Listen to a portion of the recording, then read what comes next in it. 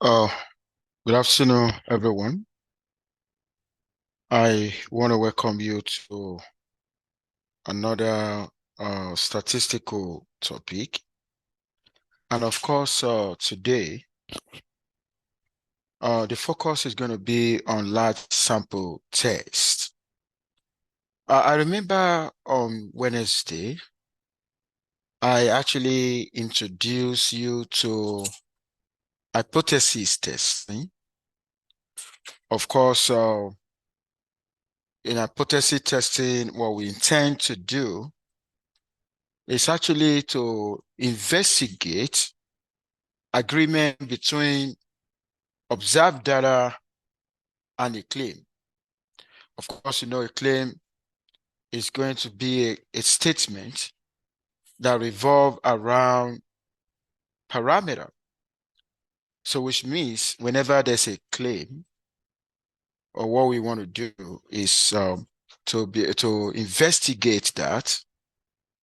We don't want a situation whereby if I want to compare two numbers, and before I can conclude that there's a statistical significant difference between two numbers, then I need to conduct a formal hypothesis procedure. I have to do that by conducting an hypothesis. Because if we look at situation by, maybe I look at the difference between 5.1 and 5. To some organization, that may be little different. To another observation, the difference could be significant. Like if you're talking about money now, $5.1 million and $5 million, there's a huge difference between them. Because the $0.1 million is, to me, is $100,000. Okay, so which means if I really want to investigate, if there's an agreement between the observed data and, a claim, okay, then of course we need to conduct hypothesis testing. And let me tell you this. The results of statistical tests, okay, can be expressed in terms of probability. The probability that measure how well, okay, how well the observed data agree with a claim. So everything is probabilistic. I just wanted to know that. So we want to, go from there, from what we did the other time, when I introduced you to hypothesis testing. We now want to revisit what we've done, like some estimators, some point estimators, like if I want to figure out parameter that has to do with mean. Of course, we know estimator for mean. For difference of means, estimator for that. For proportion, we got estimator for that. For difference of proportion, we got estimator for that. And of course, before now, we actually constructed confidence interval based on this point estimator. We can also conduct an hypothesis testing on them, because you know why? Statistical inference can be divided into two: estimation and hypothesis testing. We've already done estimation. We've an estimation divided into points and interval. We've done that. But what we want to do now, we want to revisit those common estimators in statistical literature.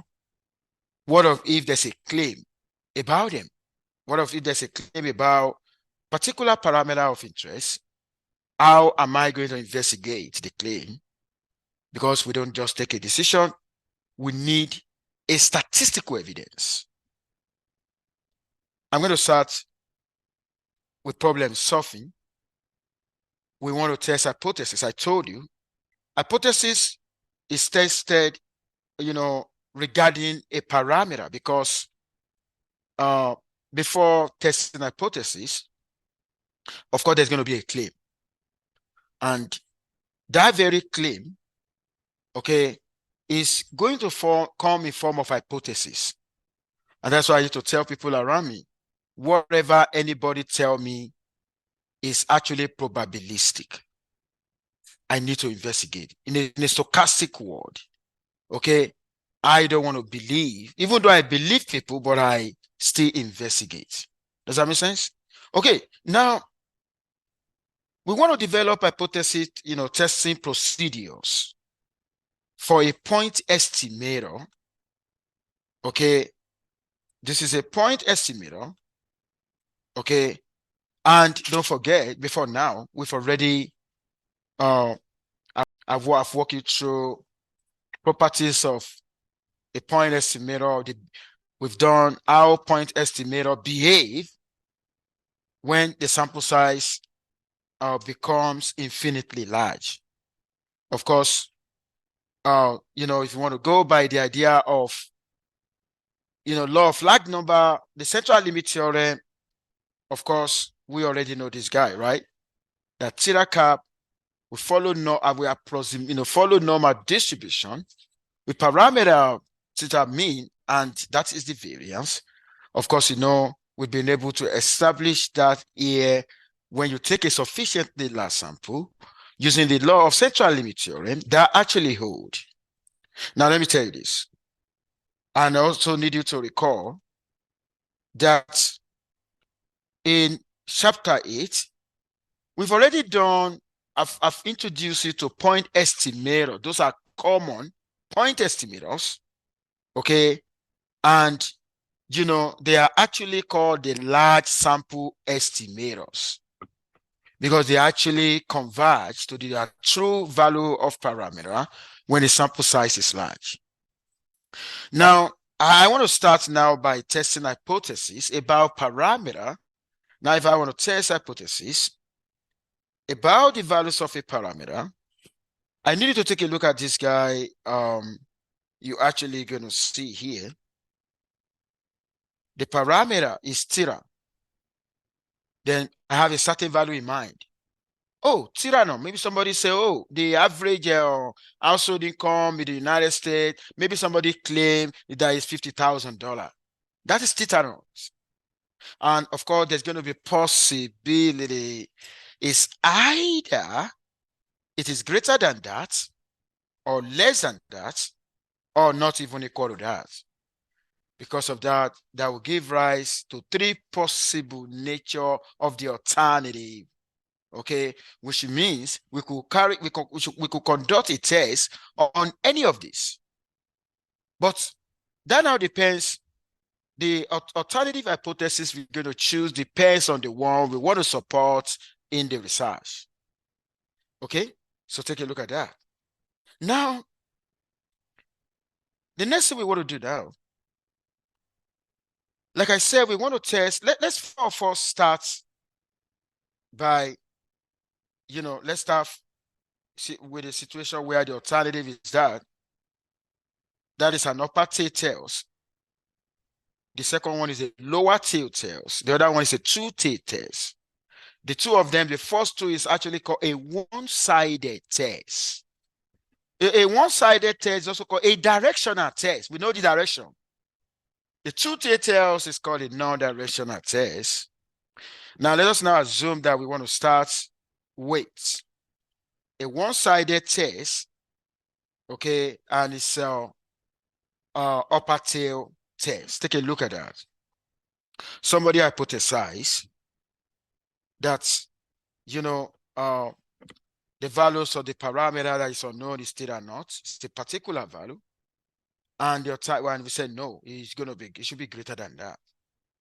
Now, if it is going to be greater than that, go by what we did the other time, we need to set up a test statistic and a rejection region.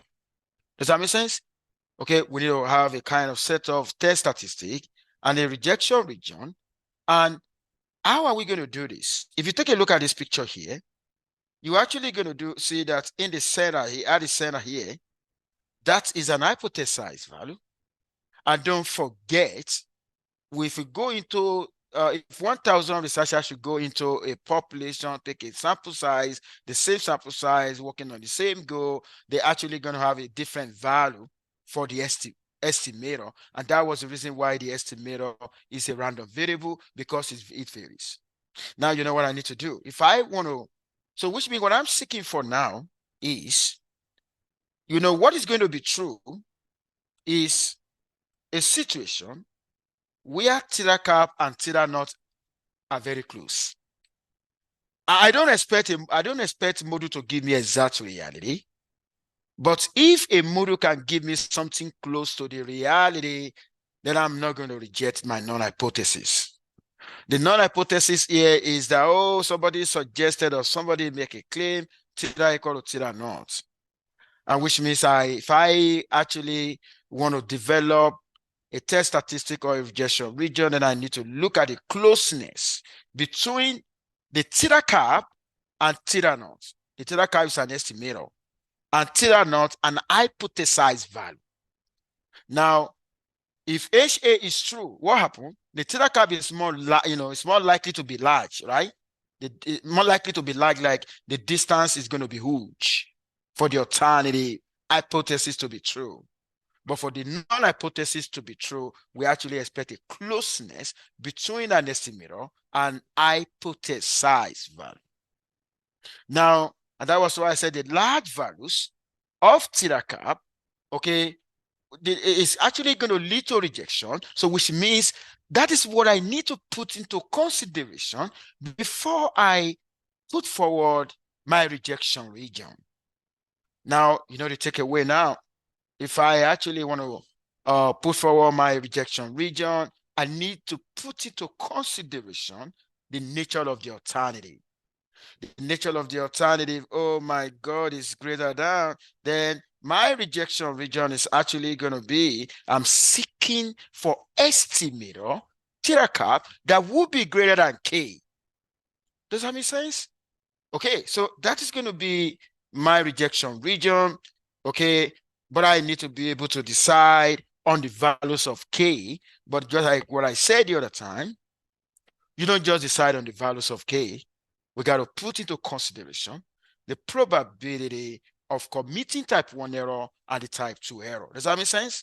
Okay, now see the reason why rejection region is theta greater than K, right? Okay, how do we choose K? And I said, set K so that type 1 error rate, okay, type 1 error rate alpha is at a given level.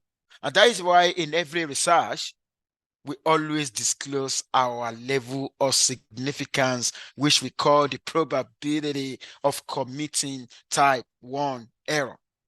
So which means that is going to be put into consideration before we could find K. We are not going to choose K, but K will be computed. Does that make sense? K will be computed, okay, putting into consideration, okay, type 1 error rate. Now, I needed to see how K is going to be computed now. Oh my God.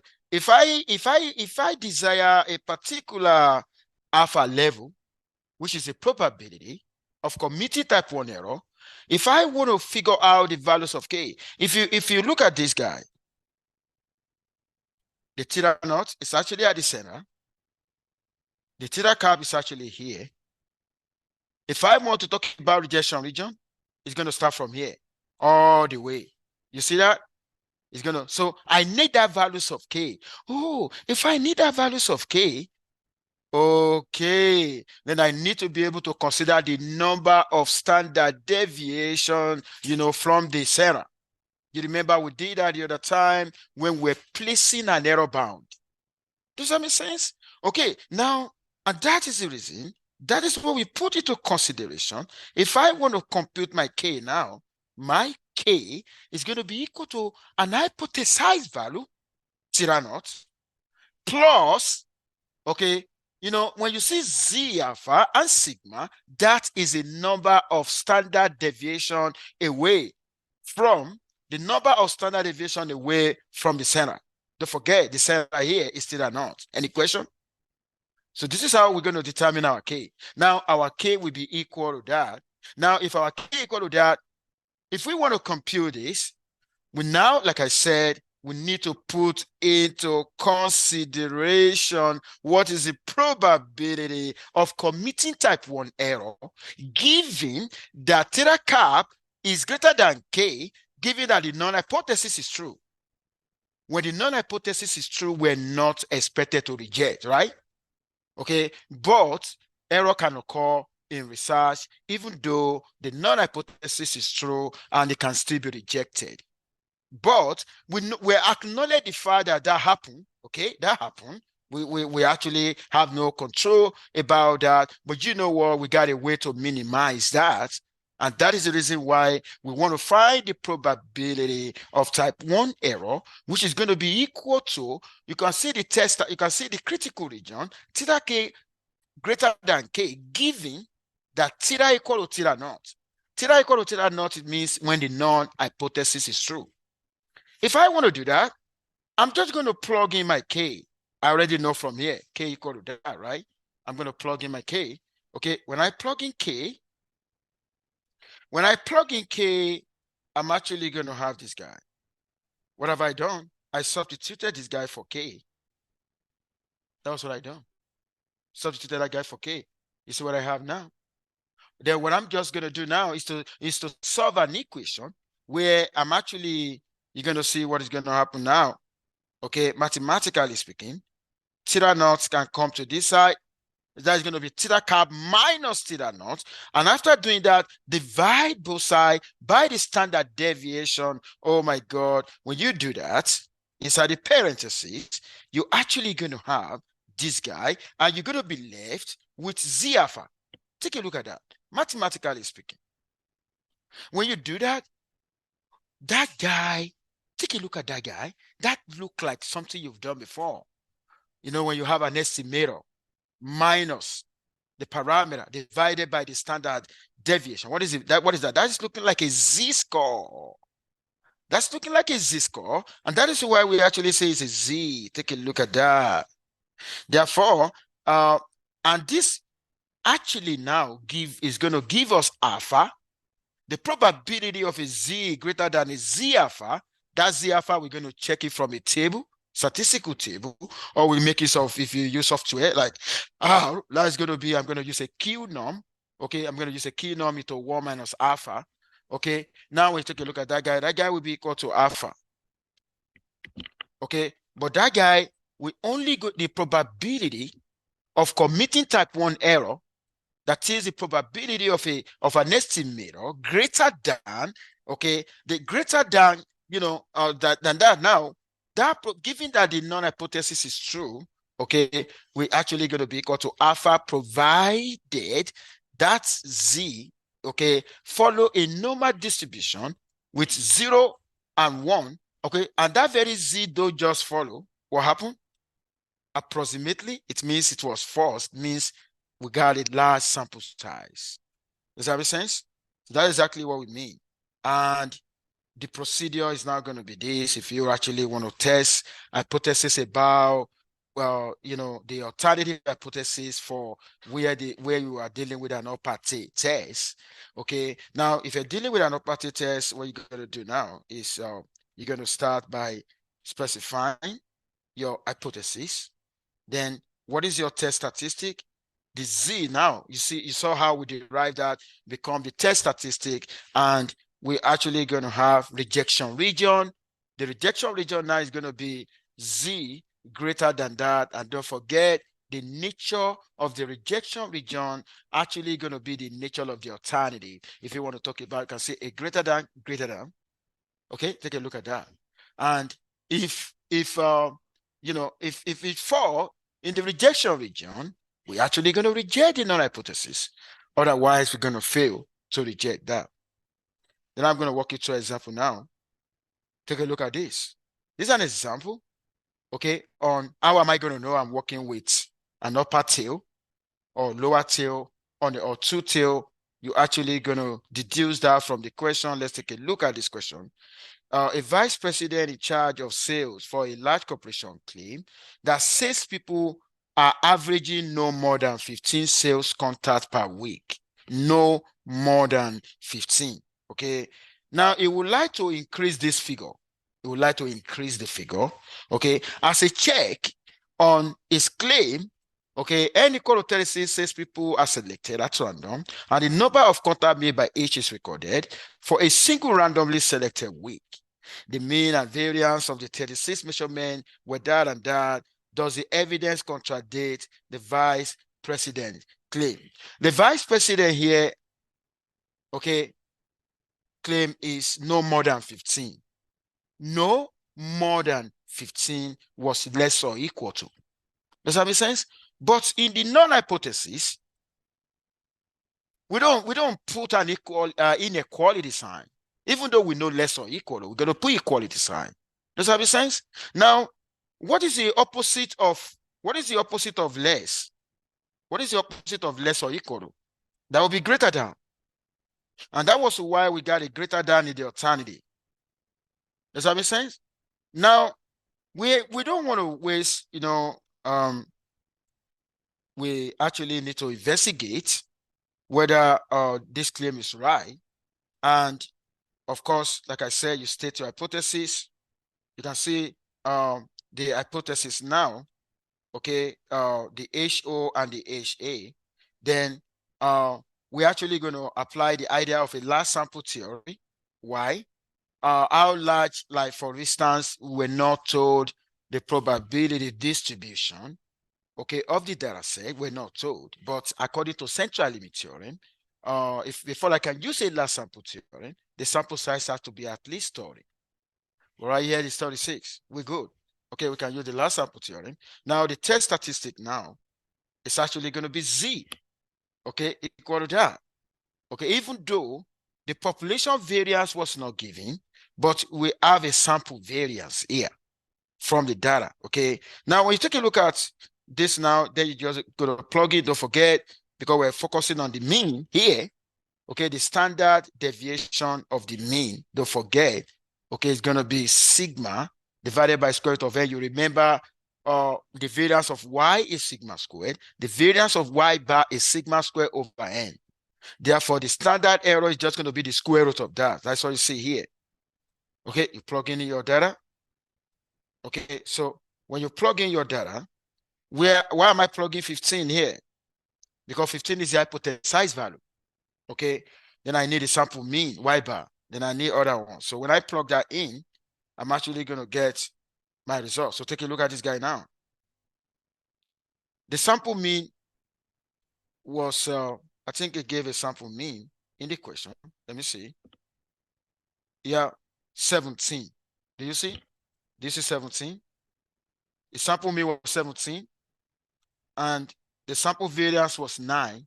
You got all the information.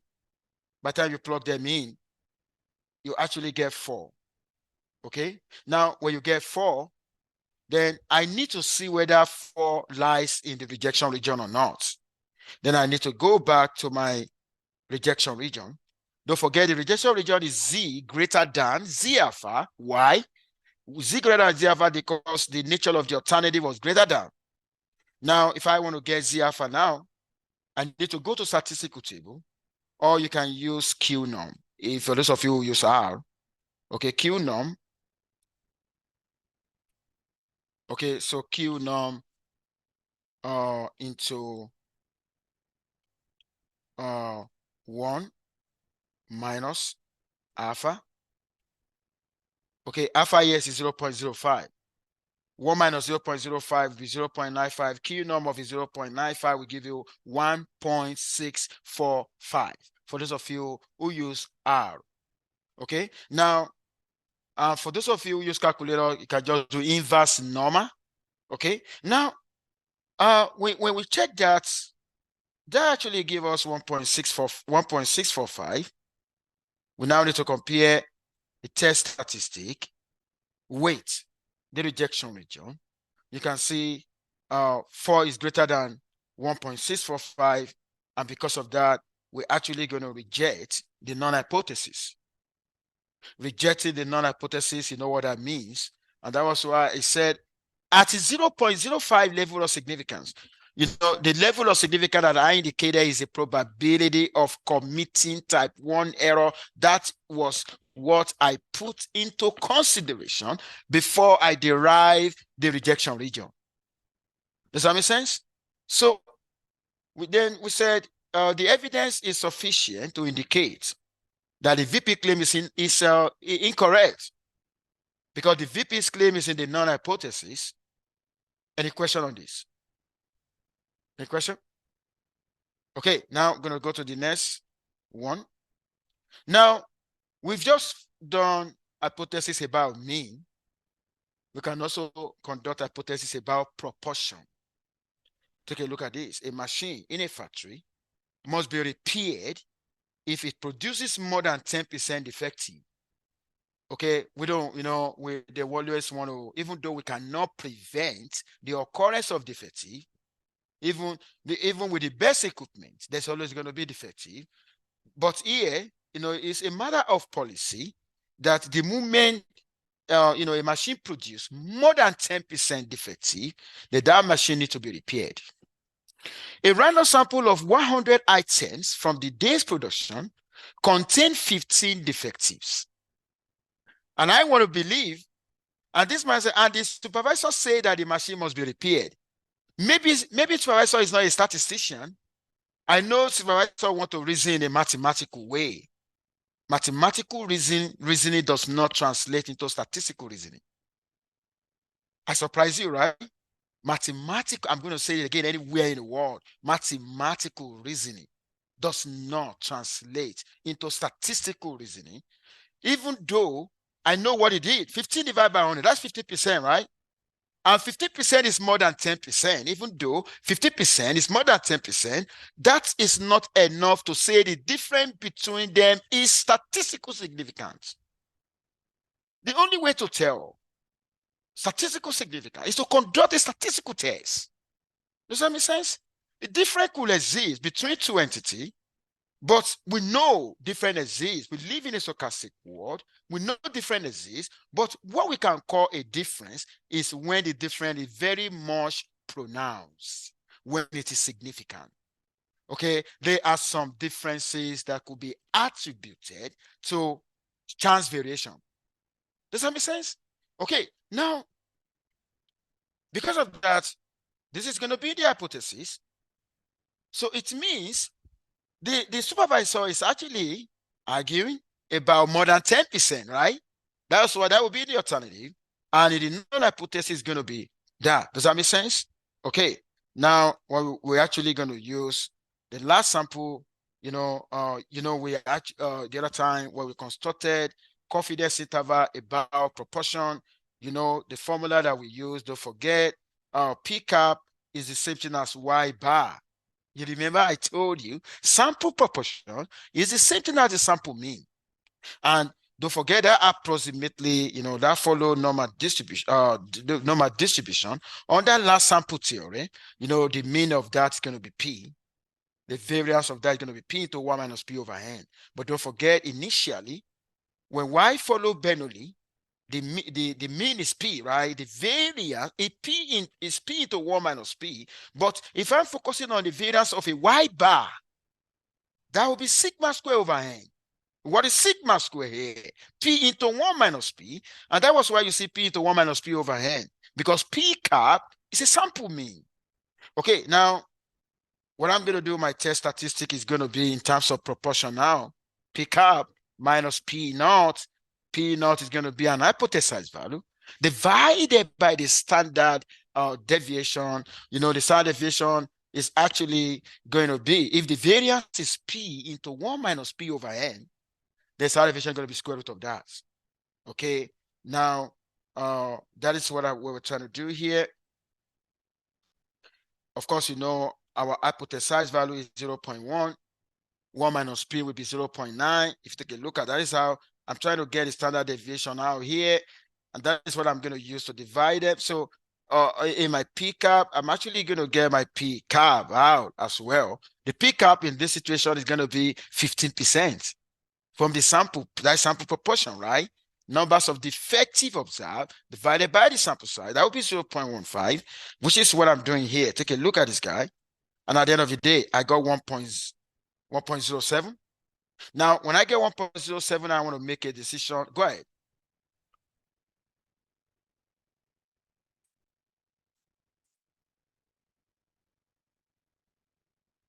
Oh, why is it I did use the sample standard deviation to estimate just like the way I did under the mean? This is what happened. When you are trying to conduct a hypothesis about a mean, we normally ask a question, is the population normal? Okay, if the population or not, population may be normal or not, but we can still use Z, provided one, do we have a large sample size? Then another thing is, are we giving a population variance? If you're not giving population variance, okay, provided the sample size is large, we can use the sample variance to estimate population variance. But in this case, the variance of proportion is always going to be, the variance of a p cap, always going to be p into 1 minus p divided by n. We've already proved that. So that's going to be that all the time. Okay. Now, if you take a look at, just like in your question, you were actually worried. Why is it that the p that we use was the hypothesized value? That's a good question. When you are working with a confidence interval about this, you are not going to use an hypothesized value. You're going to use a sample proportion. That's when you are working on constructing confidence interval. But if you are working with testing hypothesis about proportion, then the value you're going to use in the variance is actually going to be the hypothesized value. That is applicable for proportions. Okay, that's a good question, because at times students could, like, some of them may use p cap into 1 minus p cap, but we only do that when you are constructing confidence interval, not in hypothesis. Okay, now we're going to go to the rejection region now, right? Z greater than 0.01. Is 0.01, let's look at the level of significance. Yeah, because the level of significance is given to be 0.01 in the question. Of course, you're going to do a Q norm into 1 minus 0.01, and that will give you 2.33. Now, the rejection region is 2.33, but 1.67 that we got does not fall in the rejection region. And that was the reason why you actually see this. You see that guy does not lie. This guy means it does not lie in the rejection region. And when it does not lie in the rejection region, it means that there is no evidence that supports the supervisor or the supervisor's decision. Any question? Okay. Now, but let me tell you this. If we change the level of significance, that is, if we change the probability of the mass of committing type 1 error to 0.1, we're actually going to have a different rejection region. The rejection region here is 1.28. Take a look at that. And in that situation, I want to believe that is going to fall in the rejection region. Take a look at that. So, which means different level of significance could lead to different decision. Does that make sense? Okay. Now, I want to go into, I'll quickly run over this. I just walk you through the upper tail. Now we want to talk about lower tail. Alternative is less down. And my rejection region is actually going to change to Z less than, okay? And it's going to be, you can see a negative, right? Because if this is if I'm talking about Z, okay, the left side of Z is negative, and the rejection region you can see is actually, can you see that? Okay, now I need you to take a look at that now. And what about if you're working on two tail? Okay, at times the two tail is a non-directional test. The direction was not disclosed. We call that two tail, and the rejection region is going to be this guy. It's going to be absolute value. And see something, Z alpha over 2. The other time was Z alpha. If I want to do Q norm, the other time was Q norm into 1 minus alpha. But here, Q norm into 1 minus alpha over 2. Take a look at that. Okay. So you can see you have a negative side. You got a positive side. Okay, so take a look at that. And that was why we were interested in the absolute value. Okay, take a look at that. Now, this is the procedure. This is the summary of the three tests. The upper tail, the lower tail, the two tail, and I gave you the corresponding rejection region. Did you see that? Okay, that is the summary. Okay, now I want to go into another example this time around for difference of means. You remember the other time you learn how to construct a confidence interval between the difference of means, but right now we want to conduct hypothesis testing on that. Now, I don't want to waste my time. You know, a psychological study was conducted to compare reaction time for men and women to stimulus. Take a look at that. They took a sample 50-50, and for men, this is what they have. For women, this is what they have. Of course, the null and the alternative hypothesis. How do I know alternative is going to be not equal? Because they said, do the data present sufficient evidence to suggest a difference? A difference could go in either direction. That's a truth tale. Does that make sense? And that was why we're using that idea. And don't forget what we've done before under the point estimation. Under the point estimation that we've done before, you know, y bar 1 minus y bar 2 approximately follow normal distribution with that difference of means, and that is the variance. Approximately, you know what that means. You know, it was forced to follow normal, you know, when we are working with a large sample. Now, this is the formula now, okay, that we're actually going to use. And the rejection region, don't forget, because I'm working with the two tail, okay, you can see Z is 0.025. Why is Z 0.025? Because it's going to be Z alpha over 2. And the level of significance here is 0.05. There's going to be alpha divided by 2.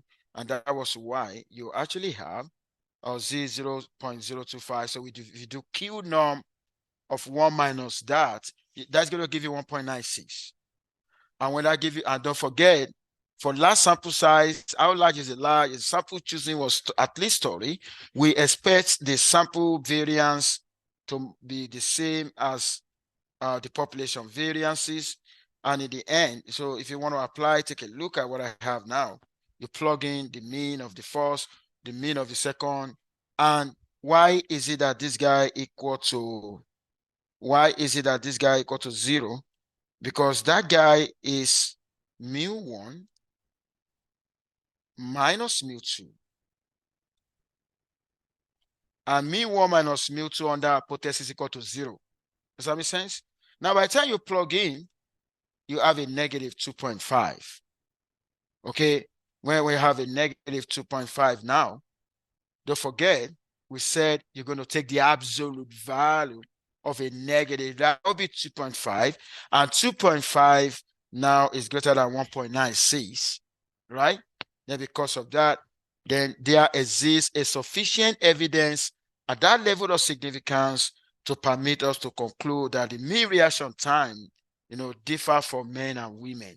You know, differ for men and women right now, we may not be able to answer the question of who has more. If I want to answer a question of who has more, then I'm actually going to conduct an upper tail test or a lower tail test that is going to say, oh, this is greater than that, this less than that. You understand what I mean? This is just like the difference that exists is statistical significant. Does that make sense? Now, this is a summary of the, okay, now, so that is that. Then we have another version of this test for small sample. You know, the other time I walk you to the large sample confidence interval. I also walk you to small sample confidence interval. We also have, as we have a large sample test, we also have small sample test. For the small sample test, instead of us to be working with Z, we're actually going to be working with T. Does that make sense? Okay, so it's more or less the same. This is going to be the example for that. Okay, you know, here you are testing mu equal to 300 and mu less than that, okay? And the number of sample was actually 8. If the number of sample is 8, the central limit theorem is not satisfied, because the central limit theorem indicates that sample has to be at least 30. But let me tell you this: even though you are actually to, some people, some students normally misinterpret this, to use either T or Z, the distribution still need to be normal. If it is not normal, let me tell you this: if the population distribution is not normal, and you take a large sample size, at least 30, you can still use a Z. But what if in a situation where the sample size is actually small, and not only that, the population variance is not given, then you have to use the T. So it's going to be the same formula. I said that T is replacing Z. In the end, this is what you got. Then I now need to go to T table, okay, to be able to check. If I want to check from the T table now, I'm going to put into consideration the degree of freedom. Okay, I check this guy from the T table. Okay, using 0.025, take a look at what I have. Then you compare, then you're going to take a decision. Okay, so it's very easy. Now, what if in a situation where I'm still working with small sample, and I'm working with small sample, and I'm working with 2 population, small sample, 2 population. Okay, now if I'm working with small sample, 2 population, there's a lot of possibility. What if the population variances are not given? Of course, most of the time we don't know population variance, but we know sample variances, but we're going to have an assumption. If it's okay, the population variances are not given, but they are assumed to be equal. If they are assumed to be equal, then we're going to use the idea of a pool. You remember the idea of a pool? Okay, we need to figure out that XP. X1 square is sample variance from the first population. S2 square is the sample variance for the second. You remember we did something like this before, and we're actually going to have our T. Okay, don't forget your SP equal to that. And this is going to be the rejection region, depending on the nature of your alternative. If your alternative is an upper tail, then you reject if T is greater than T alpha. Its lower tail is that. If it is 2 tail is that. And of course, you can see the table we are using in table 5, appendix 3 of the recommended textbook. You can check. Let me give you an example here. Take a look at this. Example 8.12 give data on the length of time required to complete an assembly procedure using each of 2 different training methods, of course. And if you take a look at this, you want to test the difference, check the sample size. You see the sample size? That's less than 30. Okay? So I'm going to use T here, and basically I'm actually going to use pull the variance. Okay? Now, if you're given all of that, you take a look at the formula. Okay? Before first compute the pool variance, then I get the pool standard deviation. You see that? Then I got the test statistic. Just plugging in. And if I now want to check from the table, okay, because this test is 2 tail. How do I know it's 2 tail? I know it's 2 tail because take a look at this. Is there sufficient evidence to indicate a difference? That's a 2 tail. Okay. Now, and my degree of freedom is going to be N1 plus N2 minus 2. That is 9 plus 9 minus 2. That will be 16. If I want to go into a T table, I'm going to check under the degree of freedom 16 at 0.025, because the alpha was 0.05, because this is 2 T tails, you divide by 2, and T is giving you 2.9. This is your test statistic. And if you take a look at the test statistic, that does not fall in the rejection region. And that was why I said this value does not fall in the rejection region, and the null hypothesis is not rejected. Okay, now the same way we test hypothesis about mean, proportion, we also test hypothesis about variance or standard deviation. And of course, don't forget, if the expected value of y is mu, the variance is sigma squared. We could focus on variance, or what somebody hypothesized that variance equal to sigma naught squared, and we could say either greater than or less than or not equal, okay?